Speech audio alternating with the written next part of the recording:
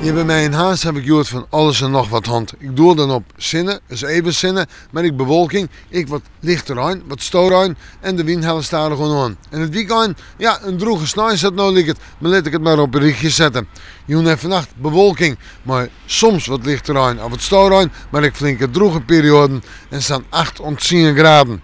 En dan de wind, die komt uit het noorden-noordwesten mooi, die neemt wel eens even oud, zwak of matig, in het waardgebied betiden even wat sterker. En dan op de maan. Een beroende loft, een donkere dag. Maar ruim, maar een buiig karakter. Soms misschien zelfs stonger in het kust- en waardgebied. En vierders een temperatuur om bij de 13 of de 14 graden heen. Ja, in de joen ziet ik nog een aantal buien, maar ik wil eens even een droge periode. En de wind die komt morgen uit noord-noordwest, meest noordwesten mooi. En die zal matig en krachtig wezen. De krachtige wind natuurlijk in het waardgebied en aan de kust. We zorgen vooruit naar een weekend, maar op snel nog een paar buien of buikjes, maar in de midden vooral de droge waar en flink wat zinnen en een temperatuur om er bij de 11 graden heen. Wel een noordoostenwind die toch wel het koud maakt en matig en krachtig wordt in het waardgebied betiden het krijgt zuid en zon.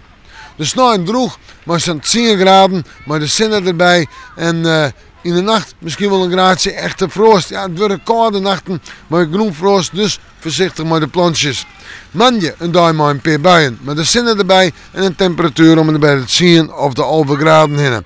Nou ja, we moeten morgen maar weer even in het waarschuwen.